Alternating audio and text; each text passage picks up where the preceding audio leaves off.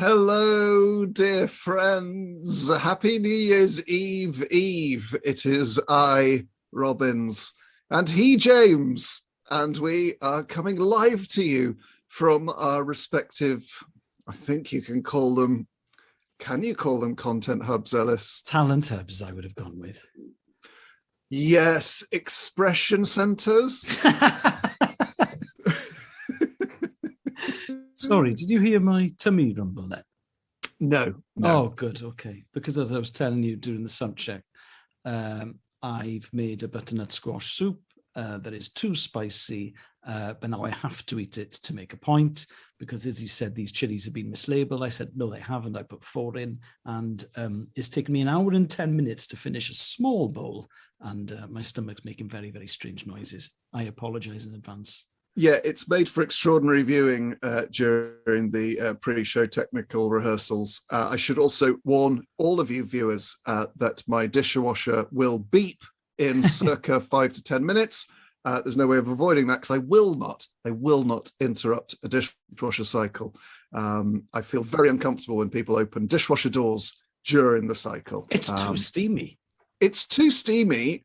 And I always feel the dishwasher is kind of going, whoa, yeah, this wasn't part of the deal.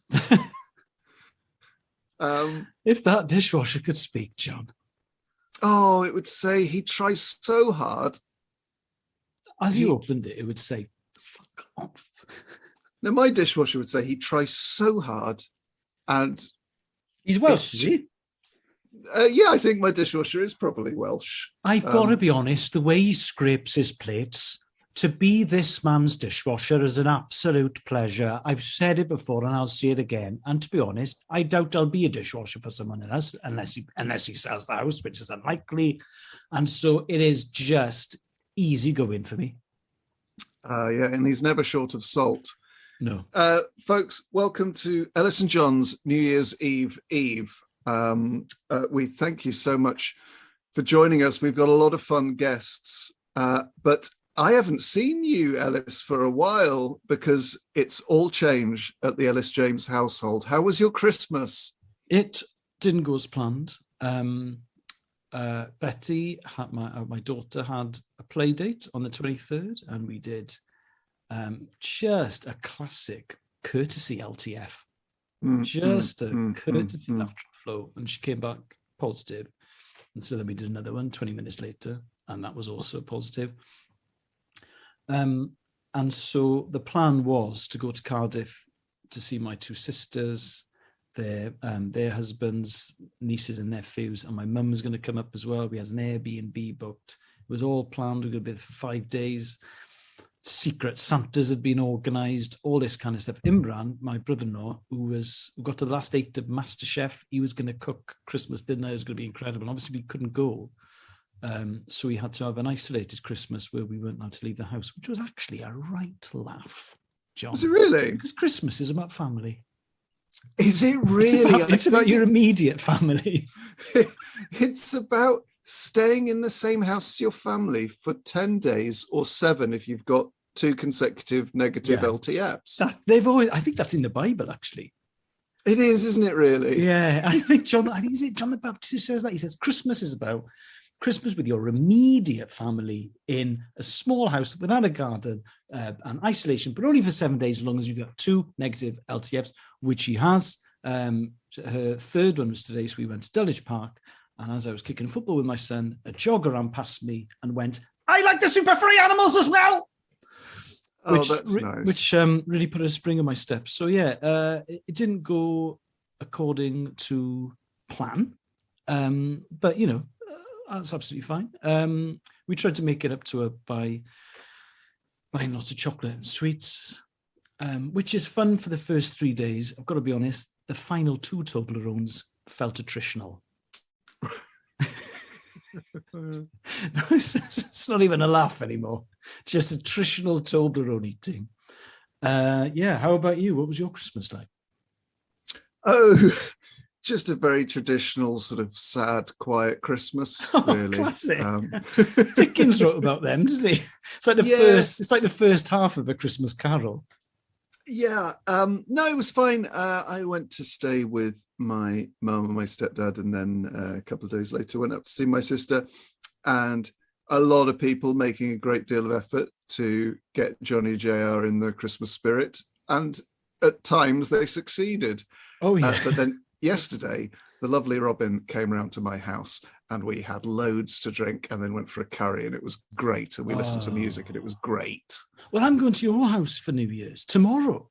I know. New Year's Eve, and because it's going to be Robin's Fest 2000, it's your day. I've always said that with New Year's Eve, it's your day, and we're going to listen to Astral Weeks, which is an album I don't particularly like. So I've put in some pre-New Year's Eve prep. I've listened to it twice now to try and get into a Robin's frame of mind. Yeah. So, and you're going to cook me a curry, which you've made 3 attempts at already. I can't stop. The problem is there's a very specific curry, folks, that Ellis likes in his local curry house. And he texted me about it, and I thought it would be a lovely treat to make Ellis this curry. I've now had 3 attempts using a type of oil which is illegal in the EU and the USA. I've taken the hit of hypertension and, potential stroke. What if the police do a sort of random check? Well, the Food Standards Authority knock on your door and they say, "Can we sort of see all of the oil in your cupboard, please?" And then you get nicked. Christmas Eve in the cells. This oil is for external use only. So what will happen is if they come round when I'm cooking it, what I will do is just pour the scalding hot oil onto my face and say, oh, it makes me feel so young and tender. Anyway. And I'll say he does that all the time. I can't stop yogurt curdling in a hot pan. And I've tried everything.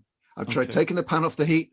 I've tried bringing it to temperature. I've tried stirring a bit of the curry into the yogurt beforehand to bring the yogurt to temperature. It's not possible. So why do people put yogurt in recipes? Okay. Have you tried? It's an idiot's game. Have you tried reasoning with it? I said to myself, and my dishwasher agreed. I said, this is a fool's game. Yeah. Indesit. The dishwasher said, I don't know why they bother. So basically, these bloody yogurts. I'm going to make you a very mustardy curry, as mustardy as I can make it without using goddamn yogurt. I mean, I've had to have so many. I've eaten 3 curries with the consistency of scrambled egg in because I love you so much. Thank you. Is it nice though? It tastes nice, but it just looks disgusting. And I don't want to give you disgusting dinner. I'm going to wear the jumper I wore to your house for the Christmas Eve and Christmas Day pre-record because it still stinks so much of curry. I thought, well, it's not going to get any worse. That can be your curry jumper. Like people who have sort of a painting shirt. Yeah. So whenever I go for a curry, it's deeply unpleasant until people get used to the smell. Right. Okay. Good. I've got a curry jumper. Good. I'm pleased with that. So, folks, some of the stuff that is going on this evening, we've got a load of guests just waiting outside the door. We've got a very special doorbell here at New Year's Eve, whereby the doorbell only goes when you say, "Who's that at the door?" Yeah. So it's got a sensor. It's a preempt. Exactly. That's what happens. It's triggered by the magic words WTATD, Whiskey Tango Alpha Tango Delta. I won't say it again because it'll go off, and my dishwasher is about to go off at any point now. But we do have a little bit of any other business at the you hear it? That's the old Delta whiskey. Yeah. And do you know what, Ellis? Even though I'm legally now allowed to open my dishwasher, it ain't going to happen. It's still too steamy. Give me a few minutes, will you, John? I don't need extra humidity in this house. That's the last thing I need. Yeah. Right now, on top of everything else. Nice feeling to know, though, that when you finish this show, that your mug will be all clean and your spoon. I got too many mugs, if anything. Oh, you'll have your nice clean plate.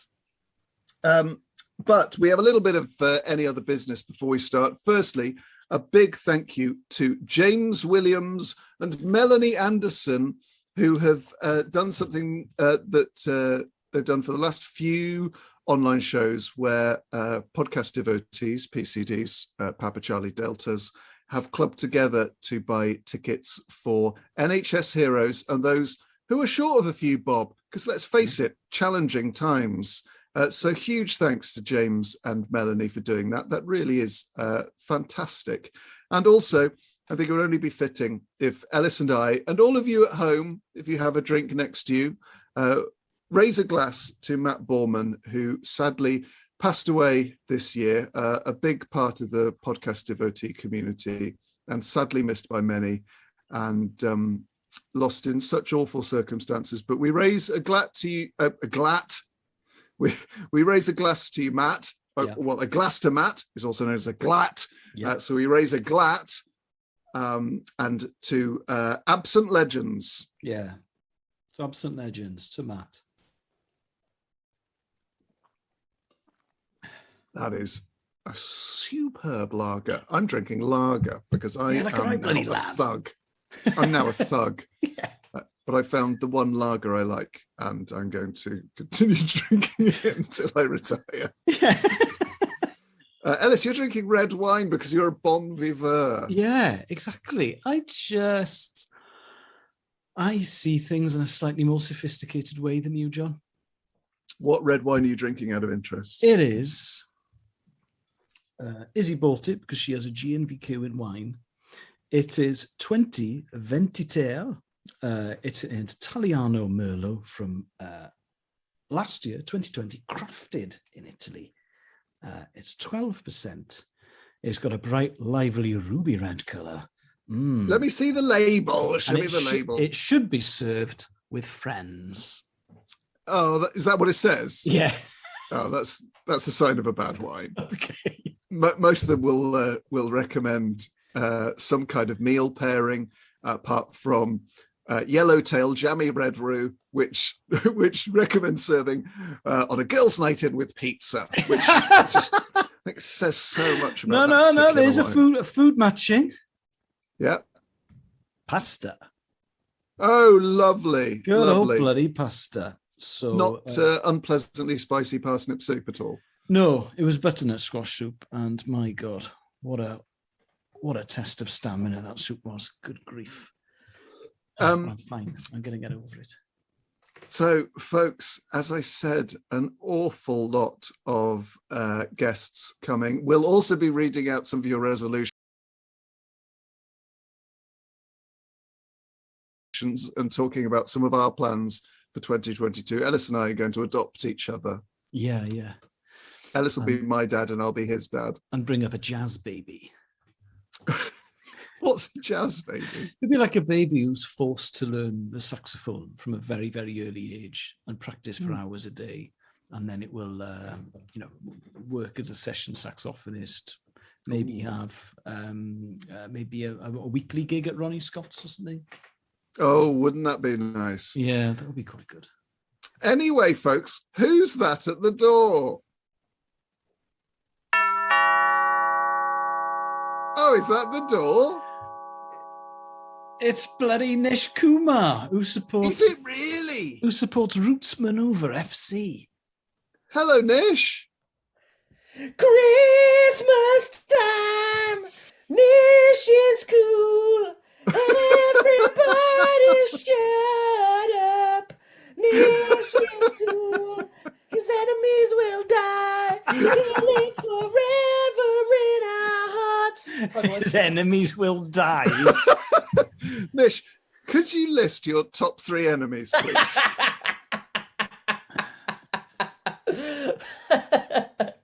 First of all, well, I'll be honest with you. I reckon I could give this a good go, actually. Who currently occupies the great offices of the state? Number 1, Mel Phillips. Yeah. Number 2, Most people know her as Melanie Phillips, but Ellis and her are so close. When good old Mel wants to really hammer Nish, she sends me a text and she says, "Have you got anything on this cunt?" I say, "I've got loads." I absolutely love your talk radio show, Mel and Elle. it's gripe time with Mel and Elle. Yeah. Who are we on to this week, Mel? The Muslims again. Yeah, it's Nish again. Yeah. So it's always you every week, because you hate this bloody country. So I love this country. God save the Queen. God save everyone except the pedos. Yeah. Nish, God save all the non-nonces in the royal family. Oh yes. How far away do you think you are from having an entire show dedicated to you on LBC? I think it might already have happened, because I did once get an email from an LBC producer saying, "This afternoon's show is going to be dedicated to discussing you. Are you interested in contributing?" No and I was way. Like, that's a fat no. No way. Who was it? I think it was around the time I was on the receiving end of a BP baked projectile. Yes. When somebody hiked a bread roll at me. John was there. John remembers. I chucked a few myself. John chucked. John started it. John, it was a very confusing action, because actually everybody was sort of angry about my jokes about the Conservative Party, but John was just John's had a simmering beef with me because he knows I'm not a huge fan of the band Queen.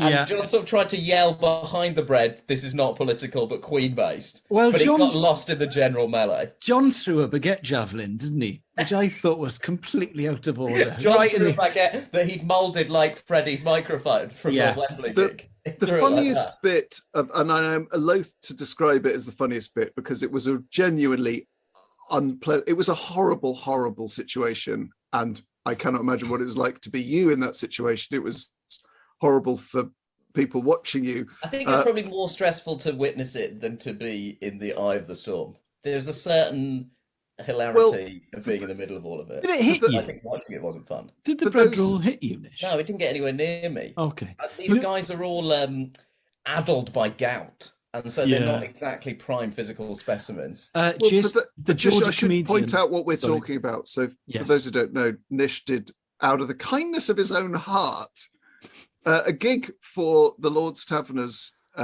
cricket charity. It's a charity gig. Yes, Unpaid. And the first 5 minutes ripping it, stuff about cricket, then began to, I mean, you genuinely did smash it. And I went to the toilet thinking, wow, he's really nailing this. You can't go to the toilet during a Kumar gig. Anything could happen. And he'll go to the toilet during this gig, Nish. That's John's tragedy.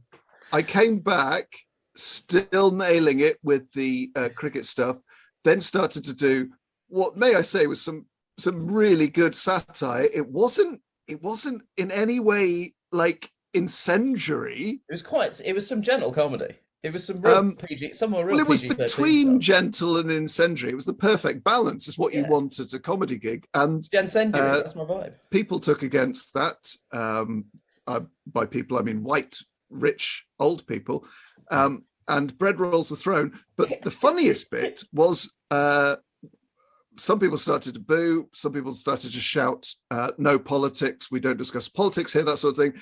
And I was sat on a table with Tim Key, who also started to boo, which was so funny, and only Tim Key could pull that off. Anyway, the first thing that happened when we went to the pub afterwards was he bought me a pint and said, "This is to say sorry for throwing the roll."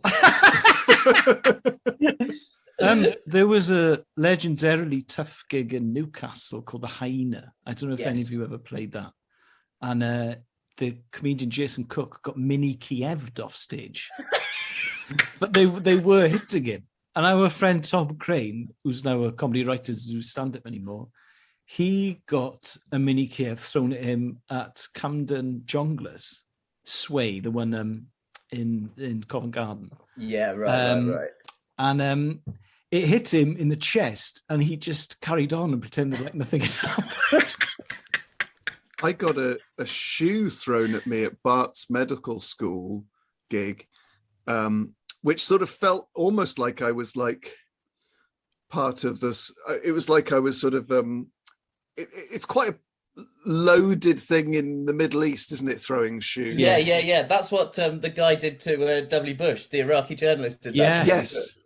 So I felt a bit like I was sort of at a press conference for a transition Iraqi government.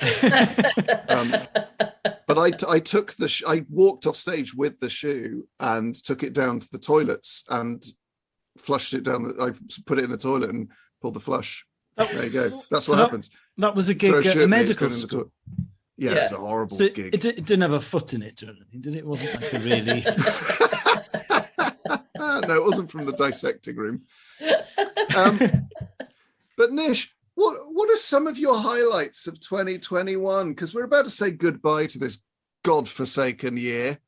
What are some of your thoughts and reflections and feelings? Well, it's not been a great year because, and I hope I'm pronouncing this right, the coronavirus. And let me tell you, the coronavirus has been, and I don't wish to get too fruity too early, a real piece of work. Yeah.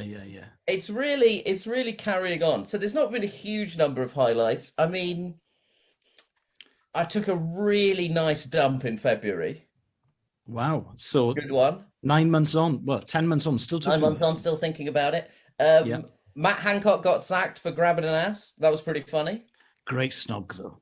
I actually did think that the snogging looked that bad. I thought he looked pretty sexy when he was doing it.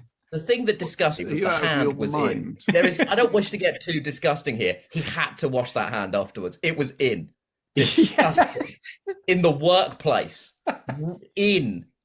It was like he was like trying to touch her teeth and went through the wrong hole. It was disgusting. It was absolutely abominable. Ellis, as ever, you have sexualized the conversation. Yeah. I will do that. I'd just like to apologise to anyone watching who didn't want tawdry imagery thrown around. But when you get Ellis After Dark, you get smut. You can't do this on the Five Live show, fellas. No, you can't do this stuff on the Five Live show. It's very sexy hour. Be impartial and unsmart. You should see some of the doodles Ellis does during the Five Live show. They would be banned in Amsterdam. Is it balanced though? Is one in the vagina and the other one going in the butt? Nish, Kumar. Wow, baby. Wow. That's BBC balance. What a strong image there. Balance. They don't mind as long as all political parties are represented in the pornography. They really don't mind. So you've got to get the Greens in there. You've got to get the Independents in there. The SNP implied, of course. Thank you for representing the Celts. All the Northern Irish parties.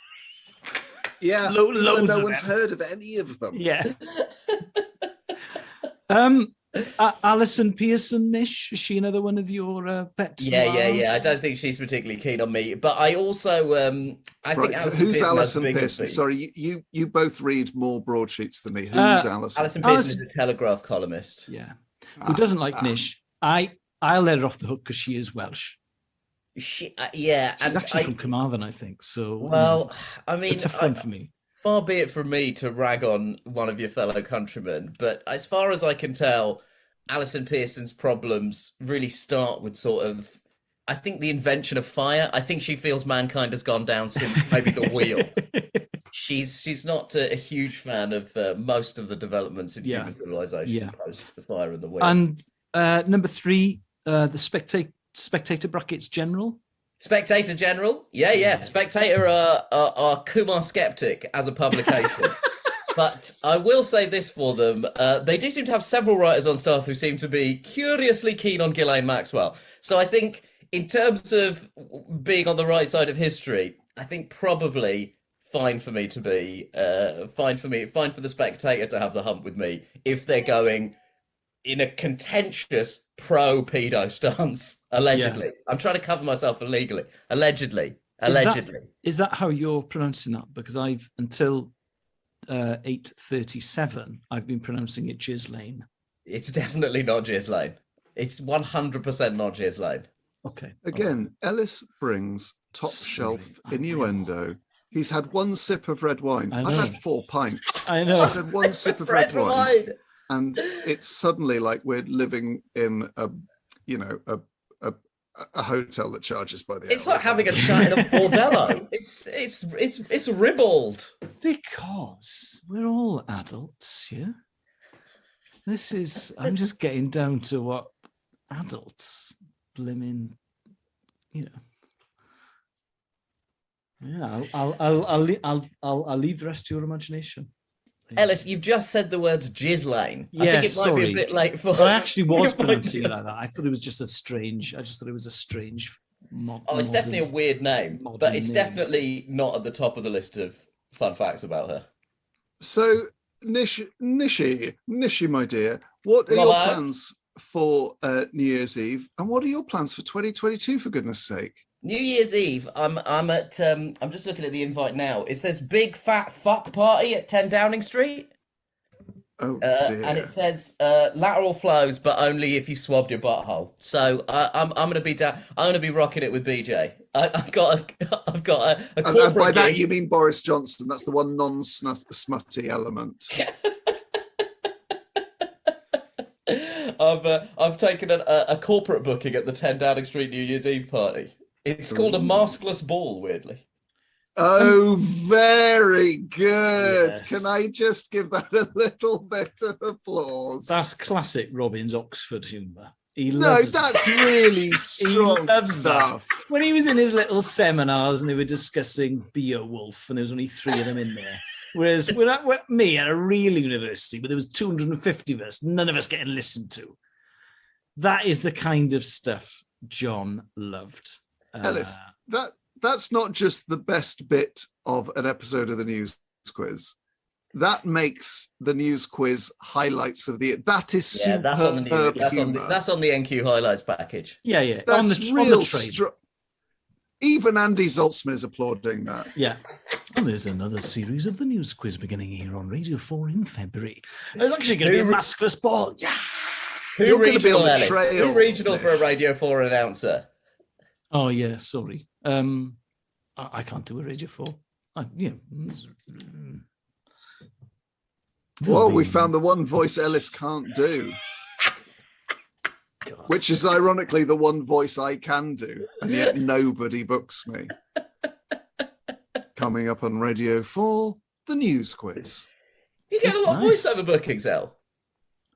Yeah, no, I What are we talking per voiceover here? I get more than John. I'll text you, Nish. I'll text you. It's astonishing. Big money?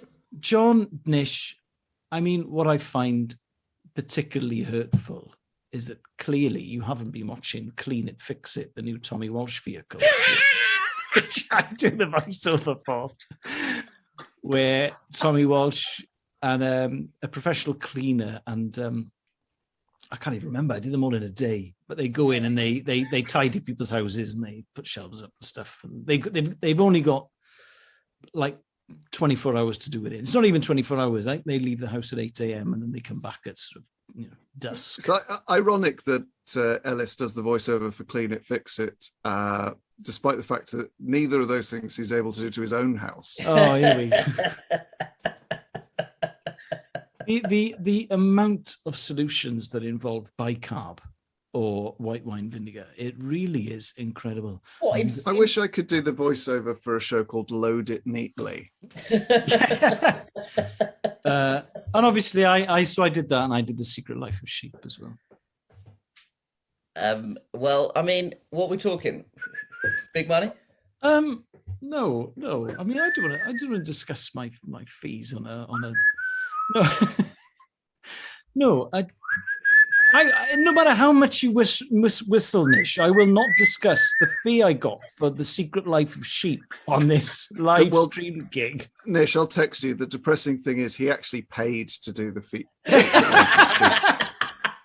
he paid them $1,000 an episode to be able to get the exposure. But in fairness to him, it was a very canny move because he went on to do The Secret Life of Cows, The Secret Life of, I don't know, hens or dust or mud or gates. He played the percentages. He's heard the lyrics to Old MacDonald. He knows how many animals there are that have secret life.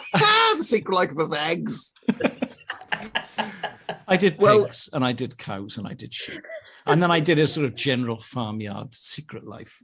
I think, I can't remember. Oh, The Secret Life of the General Farmyard. That sounds like the most boring program ever made. The Secret Life of the General Farmyard. Ellis, you need to take a long look at yourself in the mirror. I do, John. I'm not ashamed of it. I'm not ashamed to have done these shows on. They're sort of on all of them in a mad way. Cleaner Fixes, BBC One. I think The Secret Life of the General Farmyard was. I did Honey, I Bought the House on Channel W. Fuck me. Honey, I Bought the House. When did you lose all standards? What is Honey, I Shrunk the Kids still a going reference? No one under 33 has seen Honey, I Shrunk the Kids. No, 100%. no. I mean, take it up with the good people at Channel W. What? Channel W? What is it? You got a fucking algebra remote. Yeah, Channel W. It was Channel W. I don't know. I've never seen it. Right. Honey, I bought the house. So what would happen is, Honey, I Bought the House. There would be. It's not even a play on words. I'll explain it to you, Nish. It was a good show. It was a couple. There's like a thick one and a clever one, and they want to buy a house, but they haven't got the deposit. Fair enough. Very, very relatable content so far. What Channel W would do is that they would give the thick one the money and say, buy a house. And the thick one would buy the house, and then the sort of normal or clever one would have to live in it. But it was the one the thick one wanted. And often their ideas diverged as to what was acceptable. So the best one was when there was actually set in Philly in Wales, where the girlfriend, who was sort of sensible, wanted to try and prize her husband away from his mum, because his mum did everything for him. She did all. Ellis, I appreciate you trying to explain this, but this is sort of incredibly boring. Well, he bought a house next door sad to his mum, and she went absolutely ballistic. It was great. It was great telly, and 100 people who watched it loved it. Like Don't Tell the Bride, when they're like, all I want is a really classy ceremony or whatever, and they take them to Disneyland. And the guy's like, get it, T-shirt cannon, get it. And you're just watching it thinking, shall I just shoot myself in the head, or shall I burn the house down? What should I do? I mean, John, maybe this is why you didn't get the gig doing the voiceover for it. I'm not saying you didn't nail the audition, but it doesn't feel like you might have done. Yeah, no, I would do it. I would do it, but I would, I'd feel sad. Anyway, Nish, thank you so much for joining us. We wish you all the best for 2022. What are you doing for the rest of the evening? Just vibing it, really? I'm just vibing it out. Please buy tickets for my tour. Why don't your fans support a brown comedian for once in their fucking lives? Yeah. Honey, I Bought the House is on if you want to watch that. No. I'm actually going to go on record as saying, turn off Honey, I Bought the House and buy tickets for Nish Kumar's tour, because I'm going to Google Channel W right now. Yeah, please do. Nish has raised a valuable point about the lack of diversity between Ellis and I. Horrible lack of diversity. Yeah. Warm regional and warm natural are it's not a diverse enough voice range. It's part of the problem. But in radio, like at BT Sports, they sort of care slightly less about diversity. So there you go.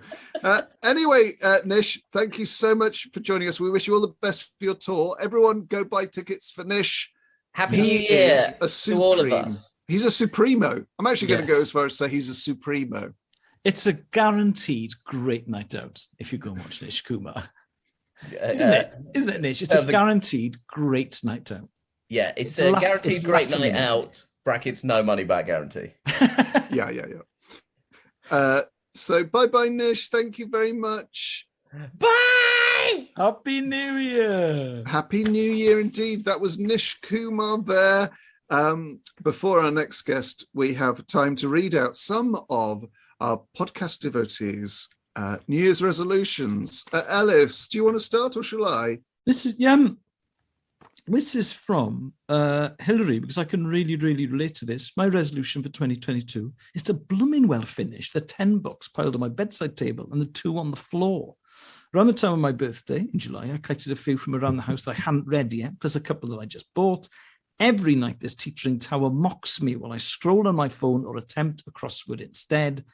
In my defense, I have 2 small children, and in September, went back to university to train as a midwife. I've literally never felt so tired in my life, and reading is always the first casualty. Best of luck, Hillary, because, I'm going to pinch that resolution. I think that's a very, very good way to get started. Oh, I could do a couple of book recommendations. I've been reading quite a lot recently. Okay. And they're all behind me, as luck would have it.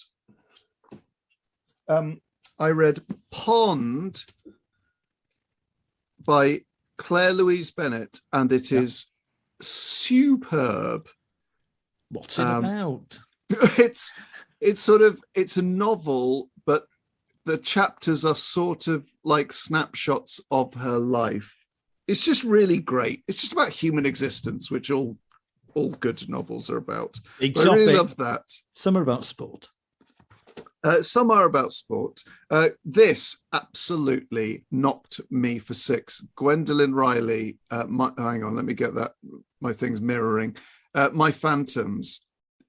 If you have in any way a slightly awkward relationship with a parent, this captures the sort of mad things parents say and their sort of odd sense of themselves so well. It really is absolute. It's just so good. Out of interest, John. Yeah. Where do you get your book recommendations from? Because the lovely Robin. And where does he get them from? Because they're often books I haven't heard of, but then you speak very highly of them. So it's not your classic, you're far from the madding crowds. Well, you can ask the flosses. You can ask him later. I mean, yes. some book recommendations I get on my own, Todd, and I read a book called The Thirsty Muse about authors with drinking problems, and Eugene O'Neill, the playwright who won the Nobel Prize for Literature, it's so confusing because it mirrors your thing. Long Day's Journey into Night, again, is just like a day. It's a play about a family in a day, and it's very, very autobiographical. It wasn't released till about 15 years after his death. It's superb, to the extent which I read it on Christmas Day, and I wasn't drinking on Merry Christmas Day. Yeah. I won't read the passage, it's too bleak, but they're all drinking whiskey, like straight whiskey. I hate whiskey. I've always hated whiskey, but about every sort of 8 months I will buy a bottle of whiskey because I like the idea of aesthetic. Yeah. I finished that on Christmas Day and I Googled whiskey for about half an hour. And then I found a supermarket that was open on Boxing Day when I drove home, and I bought a bottle of whiskey. It's actually right next to me. And I had a glass of whiskey when I got home, and I was really sort of fantasizing about being like the actors in this, or being like the people in this play. And that's how much is left. Yeah. I got through that because it's disgusting. I just hate it. But this is a very good blend if you like blends. Is it peaty? No. Okay. No, I hate peaty whiskey. I hate all whiskey, but I hate peaty whiskey the most. Okay. Another resolution is from Fiona in Bedfordshire. She says, find an effing life partner. Yeah. Well, Fiona, what I would say is, not at all costs, please, not at all costs. You don't want to end up with an absolute stinker, because you are enough, is what I would say. Yes. I like that, John. On that topic, actually, this is from Katie. In 2022, I'm promising myself that I'll recognise my own worth and not allow myself to be treated poorly by awful men. Better to be single than to be with someone who makes you feel like you should be grateful for their attention. Absolutely right, Katie. And you are enough. Not just my words, John's words, and, and also Nisha's words. But, it's sort of... you can't feel like you are incomplete without someone else, because you are complete within yourself, and another person should not complete you, but allow you to thrive and listen to you and recognize you and acknowledge you and encourage you to be the best complete you can be, if you see what I'm saying. Sorry, that's one of the worst maxims that's ever been said. On a slightly different slightly different sort of topic, Andy Walker, his resolution is to commit much less flaters. Yes. I would say, Andy, if you want to commit less flaters, for those of you who aren't Romans or familiar with Latin, that's farts, do look into the FODMAP diet, FODMAP, because onions and garlic may be your main triggers. Problem is, they're involved in every food on earth. And they're nice. But Ellis, who's that at the door? Oh, I don't know. Who could that be?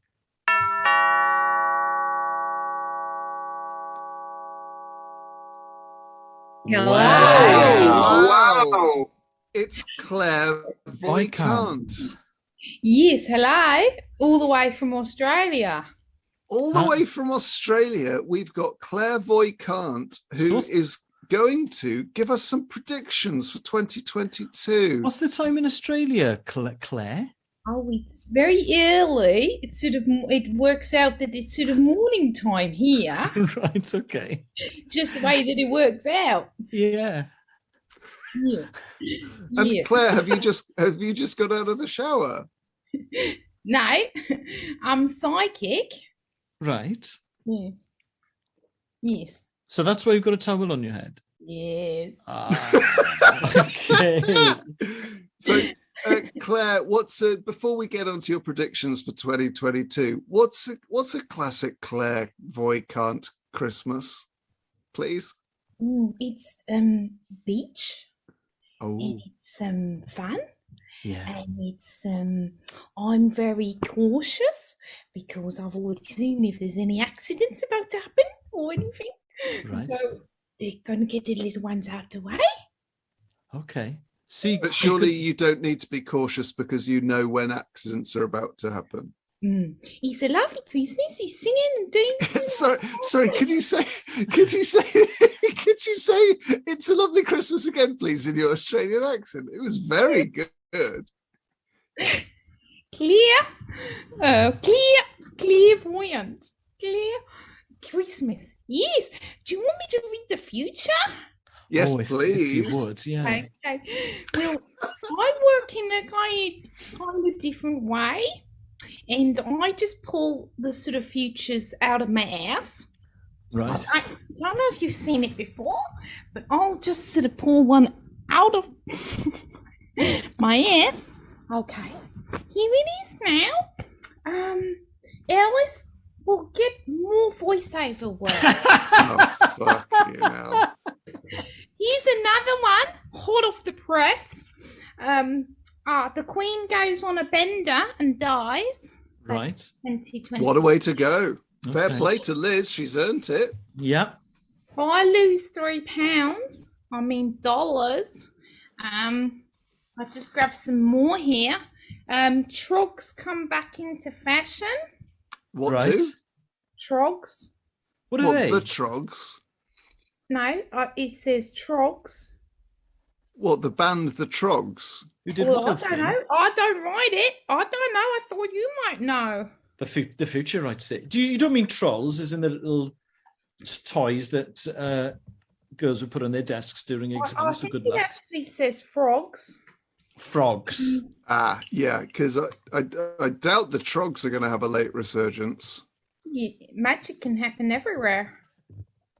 Well, can it bring to life ex-members?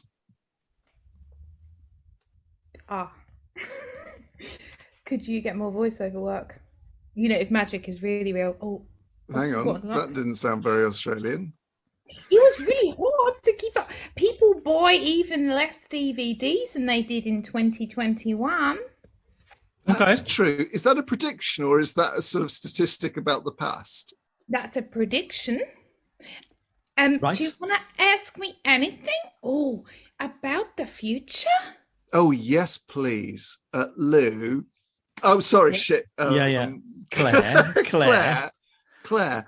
I'm just looking at my my resolutions. Mm. What will my project for 2022 be?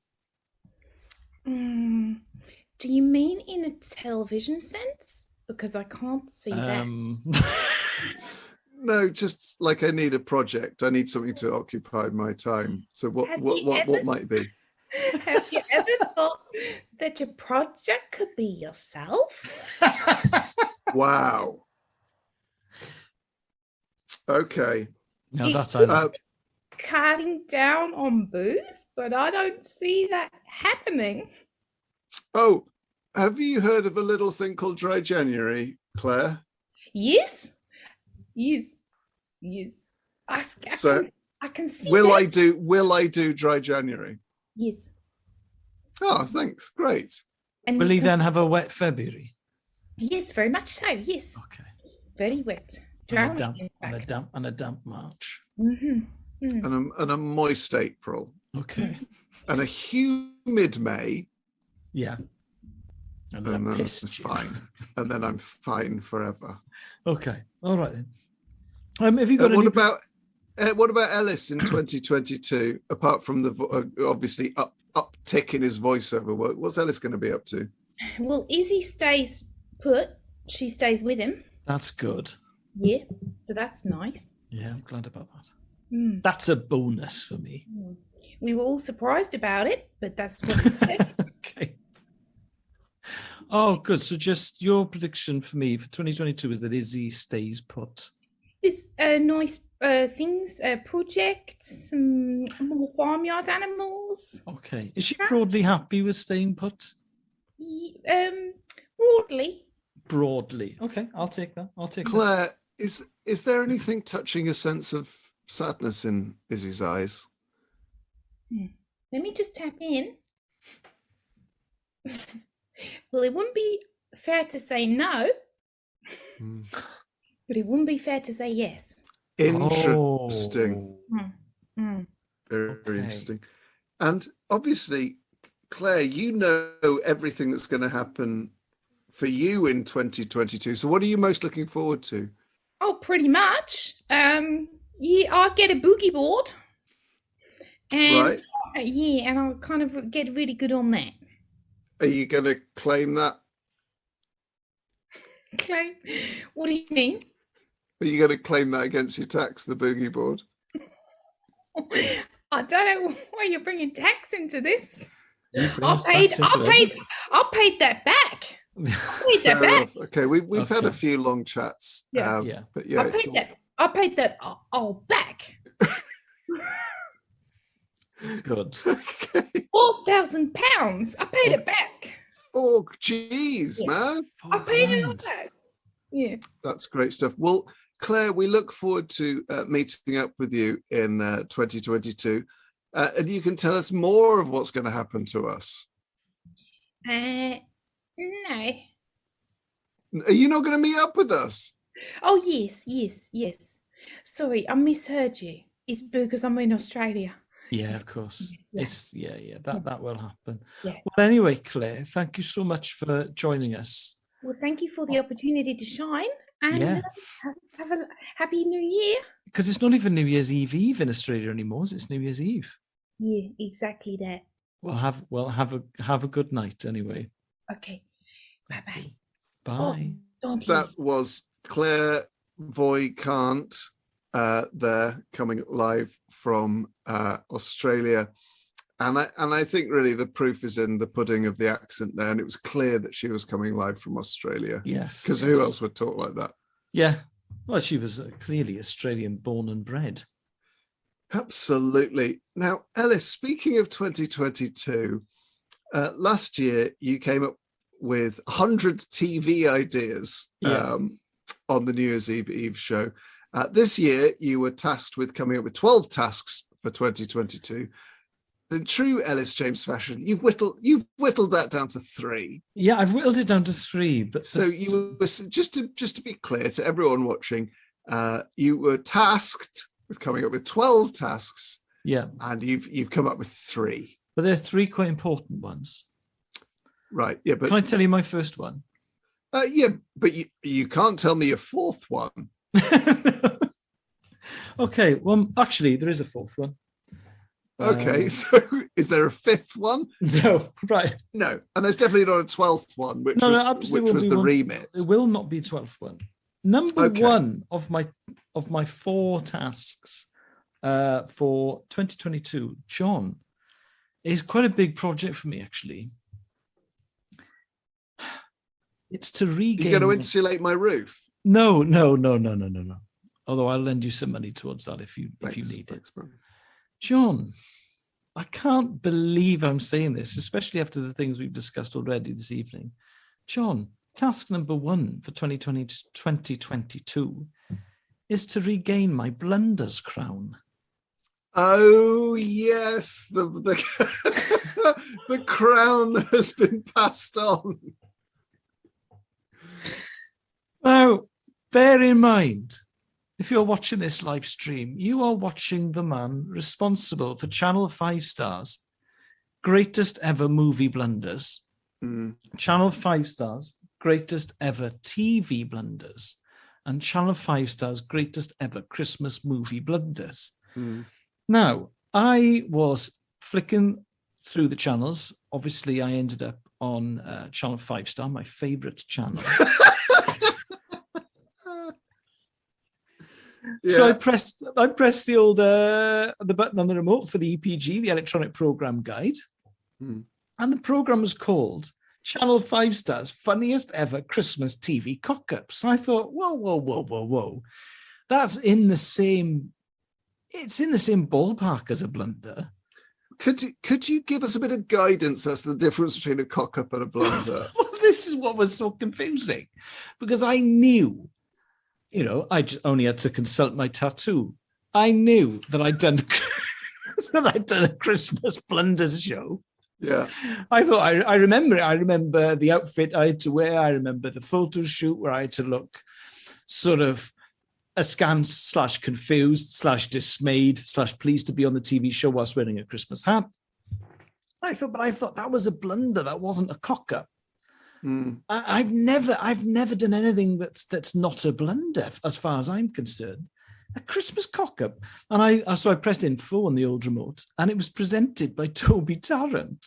And I thought to myself, clearly the good people at Channel 5 Star see Radio X as some sort of fertile breeding ground, a rich seam for blunder presenting talent.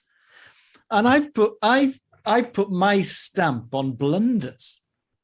So obviously, when it comes to Toby, and the crown seemingly has been passed on to him, they obviously they're there to tweak it a little bit. So now he's presenting cock-ups.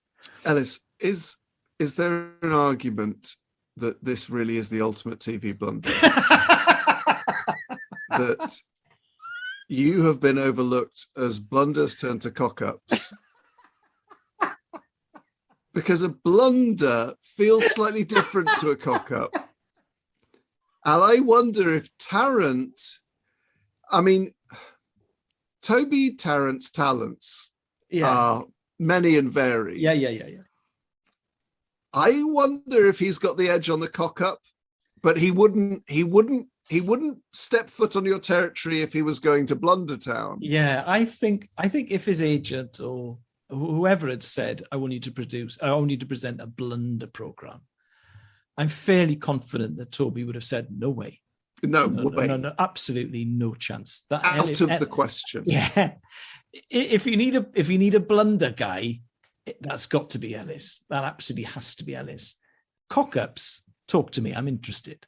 And I think that maybe, I must admit, I was too heartbroken to watch the program. Maybe a cock-up, has it got a harder edge than a blunder? I think. Is there intent there? I think a cock-up is slightly more festive than a blunder. I'll give it that. Okay. But I mean, you're in the process of looking for a new house. So to lose blunders to cock-ups must be a big blow. Well, I immediately had to call Kim, my mortgage broker, Yeah. and say clearly, Channel 5 Star are sick to the back teeth of blunders, and they've I thought moved your on. mortgage broker was Haley. We ended up going with. I'm not going to discuss my mortgage broker. Yeah, it always was Haley, but now it's Kim. I hope Haley's not watching. I like Haley. I like Haley a lot. She's very good. I think Haley's very good. I think you like Kim as well. Will I really? Yeah. Bit older than Haley. Well, like the guy who keeps trying to sell me critical illness cover. No. He bit off more than he could chew when he kept saying to me, "We don't know what can happen." Yeah, he blundered. He made it, but he didn't cock up. No, that was a blunder. Okay, actually, so 2022 is to regain the blunders crown. I googled Ellis James's greatest ever Christmas movie blunders. Yeah, and then he skipped forward to page 5 of Google. And the little description is Ellis James puts the tinsel in Tinseltown. I thought, how is that related to a blunder? You'd sort of want it to say Ellis James accidentally sets fire to the tinsel on the tree of Tinseltown. Yeah, that kind of thing. But which wasn't invented until 1952, even though this film featuring tinsel is 1951. Yes. You've watched the programme, and that means a lot. Regain my blunders crown for 2022. 2022 task number 2: notice something. Because I used to be one of the great observers.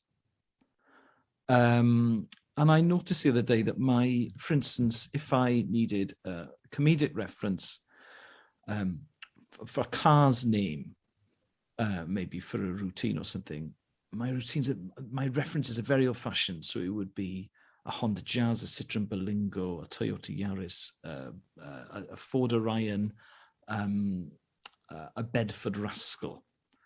And I just think that I haven't noticed stuff in the same way as I used to when probably up to about the age of 25, where I noticed absolutely everything, John. So I'm going to try and be more present. I'm going to try and be in the room. I'm going to look up, for crying out loud. The Ford Orion was discontinued when you were 13 years old. Exactly. That's a problem. No one at the age of 30 is enjoying these references anymore. It was sort of a halfway house between the Escort and the Sierra. Yes, absolutely. And it never, and I've said this once, I've said this 1,000 times, it never found its own feet. Yeah. Absolutely. People who bought Orions thought this is neither one or the other. Yeah, and they would it's neither fish nor fowl.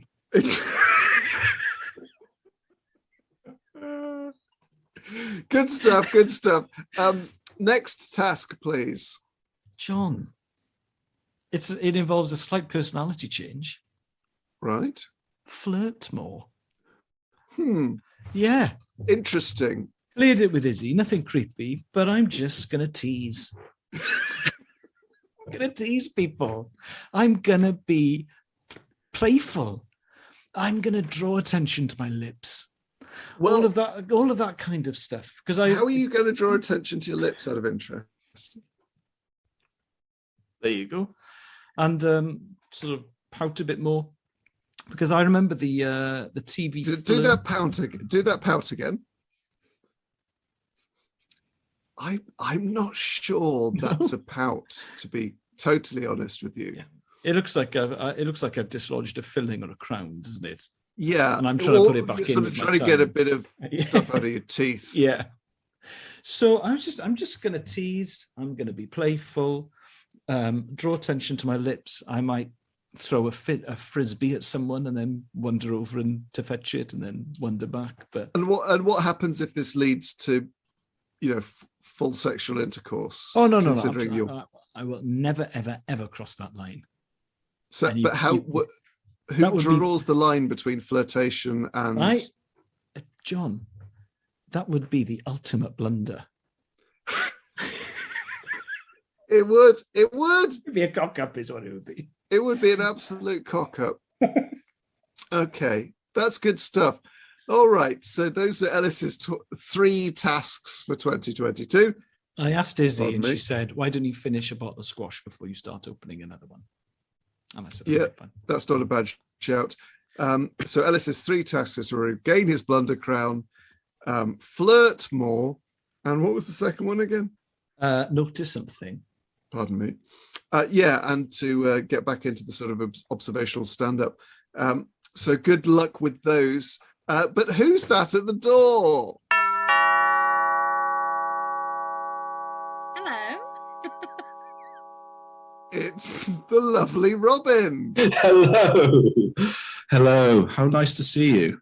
It's great to see you, Robin. And Robin, what realm are you in? What tavern have you beswided? Well, I googled some cool pub Zoom backgrounds. Now I'm in the pub. I'm in an imaginary pub. I've got my amaretto here. Oh, it's kind of blurring into the background. Oh, yeah. There we go. Looks like you're drinking a ghost drink. Yeah, a ghost drink. And I've got the trusty can of the Stella Artois here. Oh, and, yes. And just a glass of water. It's a classic Stella with amaretto chaser situation in a dream pub. Yes. I'm always surprised that John doesn't criticize you more for your utter devotion to Stella. Because he tries to move me away from the beer I like, but he doesn't seem to do that with you. You get a free pass, Robin.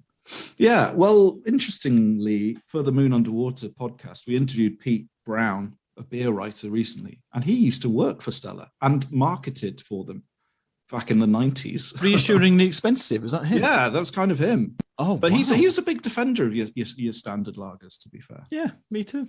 Me too. I love it. I think the problem I have with you, Ellis, is that you like shit ale. Whereas if you like shit lager, my opinion is that I don't like lager, so I don't really care what lager you like. Three numbers, John. 1366. How can it be shit? It's been around for centuries. I'm not saying it is shit, but I just don't like the taste of lager, so I don't really care what lager you like. Whereas Ellis likes one of the worst ales on earth. The Big D. The Big DB. I mean, it's not the one of the worst on the earth. That's harsh, but it's like it's the Ford Orion of real ale. It absolutely 100% is. Oh, we've now lost all of the under 40s who don't know what we're talking about. Yeah. So for those of you who've never seen the lovely Robin before, this is the lovely Robin, everyone. Look how lovely he is. Oh. He's so lovely.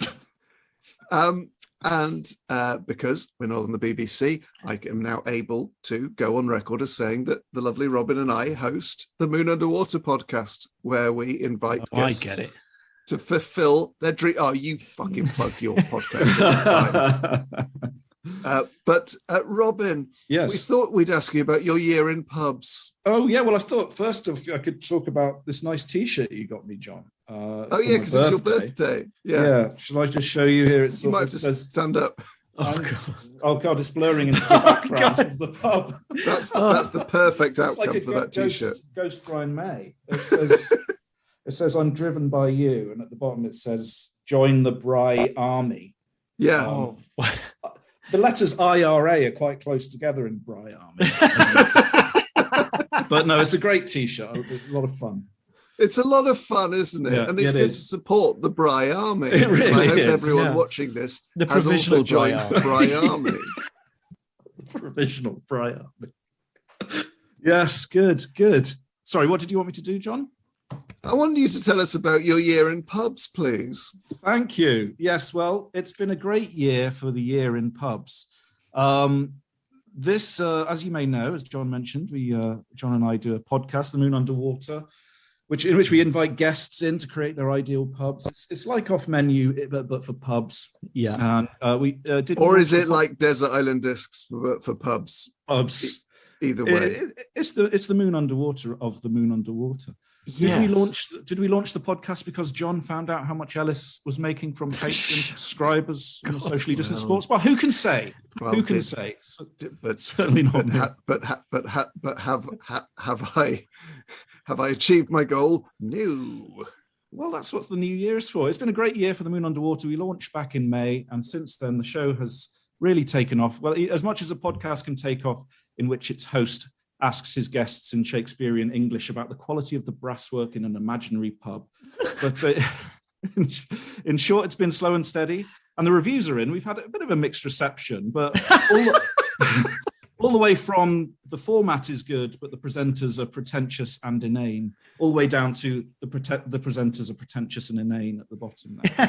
It was nice that you noted the format. Yeah, the format. Yeah. It's good. Yeah, Because that means you can sell it to America.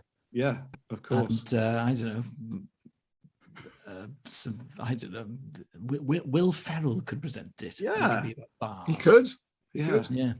Or Leonardo DiCaprio. Oh, No. yeah. I've No, I've heard okay, fine. bad things about him. Okay. Oh, right, really. What have you heard? I probably can't I'll go into text it. you. Okay. Is that AirPods thing? Yeah. Okay, sure. Anyway, pubs of the year. I've picked my top 5 favorite pubs of the year, so I thought I'd go through them now. How does that sound? Yeah, Yes, good. great, Man. good. Good. So the number 5 pub is the Disappearing Arms, which is this is one of those pubs that rises out of the haunted earth every midsummer. Is that a lie? Near Darlington. It's got an extensive wine list. I'd recommend the Marlborough Sauvignon Blanc.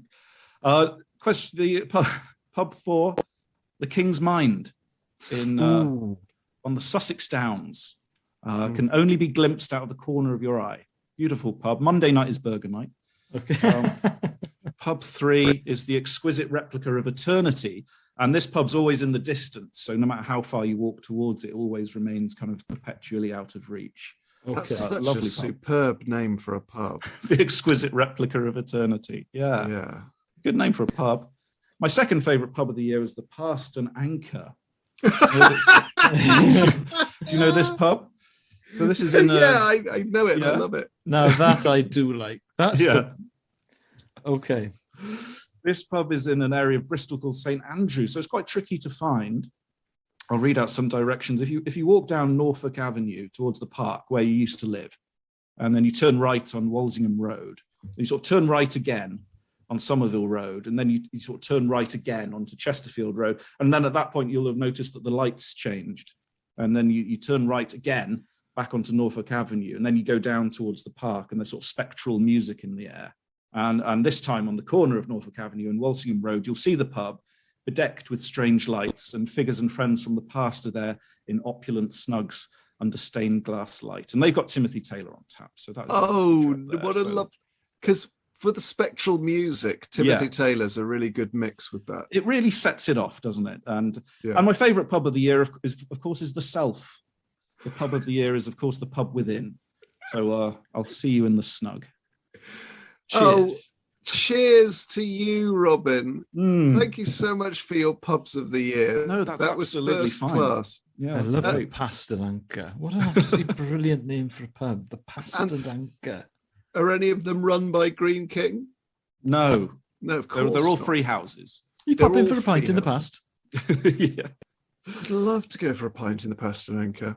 Yeah, it'd be great. Sure. But thanks for last night, John. I had a great time at yours. Some lovely drinks were had there. Some lovely drinks were had, and we had a bloody good sing-song to, what's the name of that band and that song? Mr. Big. Yeah, I'm the one who wants to be with you. I'm the one who wants to be with you. We sang it to each other, didn't we? Yeah. There was a lovely moment where you knocked over a snowball that you were drinking because you're trying to give yourself a blood pressure test. I did. Yeah, you did. I did. Why have you got one of those in the house? I suppose it's good. To take my blood pressure. Yeah. I've got it here, actually. It's just next to me. Well, why didn't you do it now, John? Yeah, go on. Why didn't you I'd love a reading. Why don't you see if the thrill of performance increases your blood pressure? I loved seeing John in his element as well. He had having his onions for breakfast and watching YouTube videos about how to crack the cryptic crossword. It was lovely. It's quite sweet. Okay. Yeah, I'll do it. I'm putting the sleeve on. Here we go then.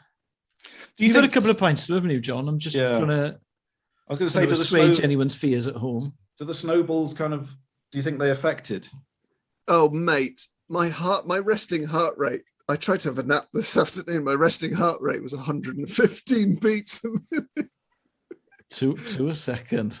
Yeah. Okay. Like a mouse. So this is I believe this is a live streaming first, where I'm just taking my blood pressure. If you work for my life insurance company, please turn away now. So that's the diastolic there. Don't worry, that will come down. Yeah. What's a good level to get? You know, like I don't know, 120 over 80. Mm-hmm. So we'll see where we're at. Between 90 and about 120, I think. That looks pretty good. Sure. Imagine if it just kept going down. Yeah. He's a 0-0. Yeah. So what are we at now? Maybe I'm more relaxed with Ellis. We just don't know. If I'm relaxed with Ellis and the lovely Robin. 128 over 104 is very, very, very bad. That's bad. Okay, so I need to make an appointment with my GP. Yeah, that's not 128 to 104, is that 104 diastolic is not great. But okay. We beat on. I think it's because I'm at a heightened state. I mean, no GP would say, in order to take your blood pressure, do a live at a massive gig. Yeah, I mean, you took my blood pressure on stage, I'd be, a million over a billion. Yeah, exactly. Yeah. Because I care so much. You bloody do. You ruddy bloody do. I ruddy bloody do. So let's forget that happened, and let's not make reference to that on social media. So, Robin, thank you so much for joining us, and we wish you the very best New Year's Eve it's possible to have. Thank you. It's been an absolute pleasure. Love the show. So just invoice. Do I invoice you after this, or is it? Yeah. Yeah. Sure. Yeah. Great. Yeah. Okay. See you later. See you later. Bye, Robin. Bye. Well, our doorbells had an absolute hammering this evening, and it's not going to let up because who's that at the door? Hi. Oh. Here we go. Who's that at the door? It's Kiri Pritchard McLean. Are you there? Yeah, I'm here. Can you see me? We can't see you yet, Kiri. You have to come in through the door, which I believe you are. You've done it. You've done it. It's just a classic. Over the threshold, walk through the door, you're in the house. God, that wasn't in the email, so thank God you talked me through it in real time. How are you, Kiri? I'm good, thank you very much. Yeah, I've been enjoying the show. I've been sat here listening, watching the whole time. Cock Up, I haven't heard since. I only ever heard it in the mouth of Dennis Norden. Who, yes. Yeah, who's the blunder king? Yeah. I mean, he's the Shakespeare of blunders. And for people like me who are in the blunder game, we can never reach Norden's heights. When Ellis was first offered the blunders gig, he actually paid, I think, £250 for a séance to try and contact Norden himself. And the irony was that the tricks that the séance, the clairvoyant had to show that they were connecting with Norden, that it themselves cocked up. Yeah. And Ellis managed to negotiate the fee for the CCTV of the séance to include in his first ever blunders show. And she said, I'll never forget it. It was the clairvoyant. It was actually Claire Boykant, who we talked to earlier on in the show. And she said it was just another classic blunder. She said, Dennis Norden, he always used a notepad, and I said, no, it was a clipboard. It was always a bloody clipboard. And then from then on, I couldn't really trust her. But Kiri, those are the footsteps I walk in. Firstly, thank you for bringing a bit of pizzazz to the proceedings. Thanks. I've worn these earrings for you. They're little. Oh yes, please, Kiri. I've got, if I could just access it. Oh, where's my Freddie Mercury shilling? I've got a Freddie Mercury shilling, but it's not to hand. Why is it not to hand? John... I've got it. Good. That was another sleepless night diverted. John Richardson bought me this. So it's Freddie Mercury made out of a shilling. Wow. It actually looks more like a skull. It's quite ghostly. It's quite disturbing. But it might make nice an accompaniment. So I'll put it on for the duration of our chat. That's nice. It's like something Ed Gamble would wear. Yeah. Yes, or have tattooed on his bum cheeks. It said bum hole. Kiri, Christmas in Anglesey. It sounds like a John Cale song. What is it in reality? It's very lovely, although it's actually just transferred into this sort of Wales does a certain type of mild grey weather that is really hard to separate yourself from mentally. Slate grey. Slate grey, everything. Yeah. The sea is grey, the mountains are grey, everything is grey, the people are grey. The food is grey. The food is very grey. Yeah, grey meat at school. So it's it's I was going to make a 50 Shades of Grey joke, but I won't. It's very, very grey here at the moment, but it's lovely on a farm in the middle of nowhere, just enjoying myself. Yeah, I've had a nice time. I love how glamorous your background is. I mean, I've got a picture of Swansea City 1980s footballer Alan Curtis in a frame in my in my cupboard here. I've got a walk-in wardrobe. Things are going okay, guys. And the sound's very damp in here, but this is actually hiding all my stage clothes, which are much more distracting. Oh, lovely. So I hide them away because it's a bit much for people. Yeah. So it's my toned down background. Oh, I love that. So, Kiri, for people who don't know Welsh geography very well, describe where Anglesey is. So it's the island right at the top of Wales. It is the biggest island, I believe, off the coast of Britain. It's lovely. If you haven't visited, please do go. We have the longest name in Britain as well, the village on here. We've got a power station if you feel like getting a tumour. Beautiful coastlines, and two bridges that lead onto the island, a Thomas Telford suspension bridge and what they refer to as the new bridge, which is Britannia Bridge, which was finished in 1850. So that's a little insight into the psyche of people around here. And true story, since Kate and Wills lived here a little while ago now, when he was with the RAF here, RAF Valley, and they specifically built a Waitrose so they could go shopping. So You're joking. How lovely. Absolutely true. Yeah, absolutely true. God, so it does trickle down. Wow.